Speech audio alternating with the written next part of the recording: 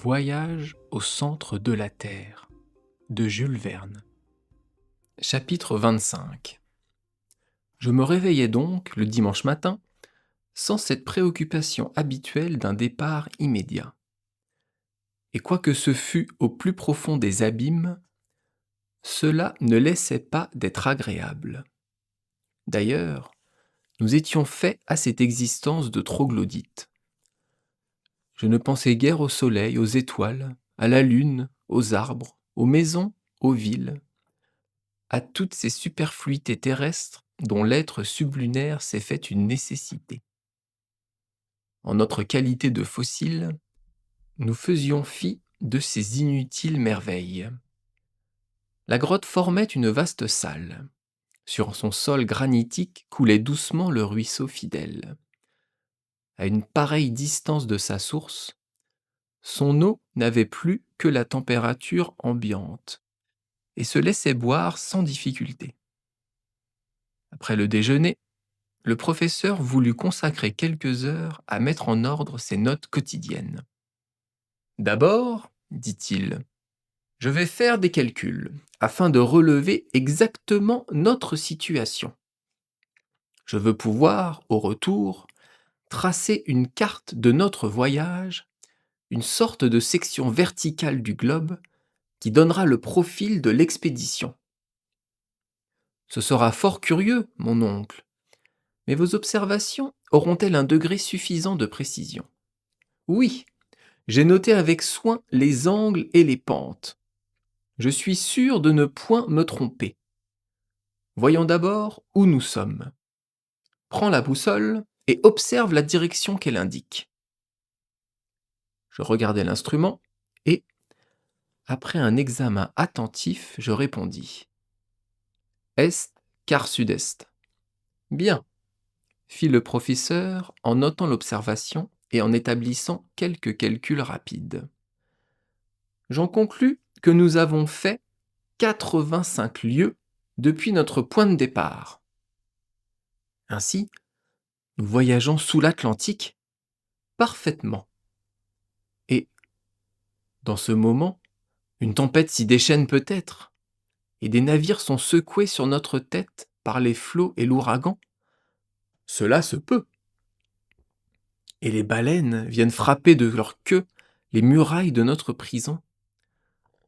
Sois tranquille, Axel, elles ne parviendront pas à l'ébranler. Mais revenons à nos calculs. Nous sommes dans le sud-est, à 85 lieues de la base du Sneffels. Et d'après mes notes précédentes, j'estime à 16 lieues la profondeur atteinte. 16 lieues m'écriai-je. Sans doute. Mais c'est l'extrême limite assignée par la science à l'épaisseur de l'écorce terrestre. Je ne dis pas non. Et ici, suivant la loi de l'accroissement de la température, une chaleur de 1500 degrés devrait exister. Devrait, mon garçon. Et tout ce granit ne pourrait se maintenir à l'état solide et serait en pleine fusion.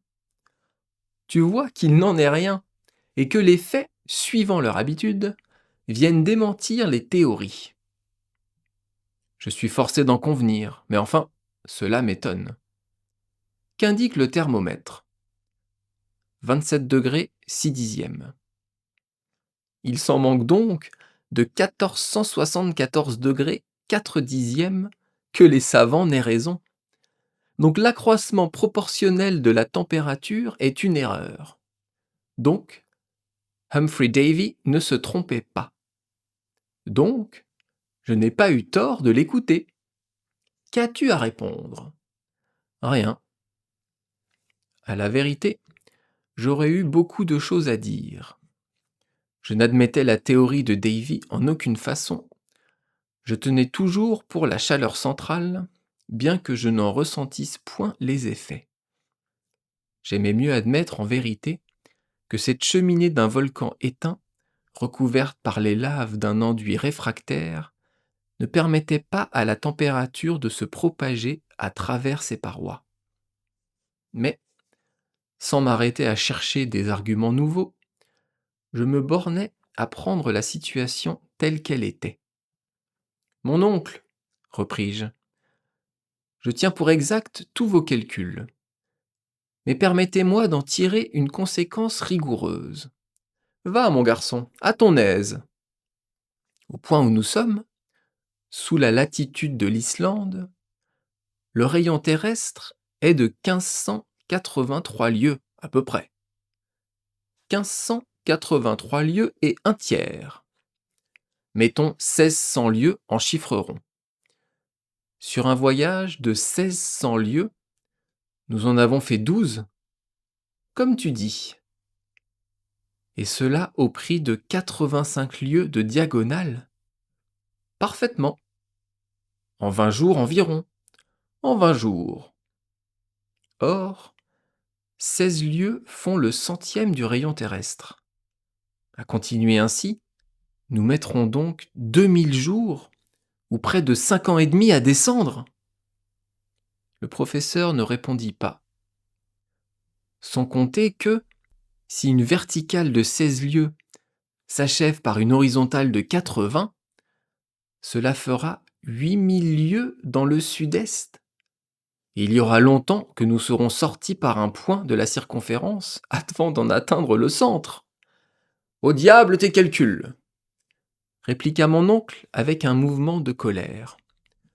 Au diable tes hypothèses, sur quoi reposent-elles? Qui te dit que ce couloir ne va pas directement à notre but? D'ailleurs, j'ai pour moi un précédent.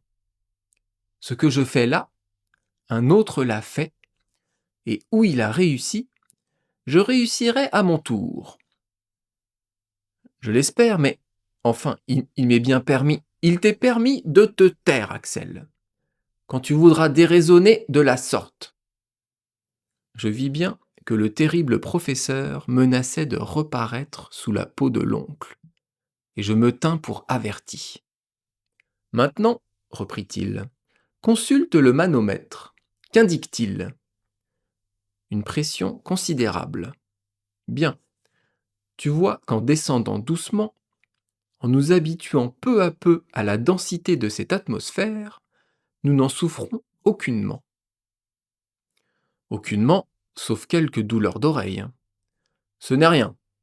Et tu feras disparaître ce malaise en mettant l'air extérieur en communication rapide avec l'air contenu dans tes poumons.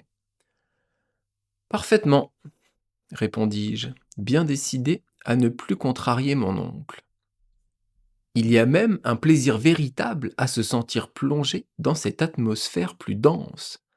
Avez-vous remarqué avec quelle intensité le son s'y propage? Sans doute. Un sourd finirait par y entendre à merveille. Mais cette densité augmentera sans aucun doute. Oui, suivant une loi assez peu déterminée. Il est vrai que l'intensité de la pesanteur diminuera à mesure que nous descendrons.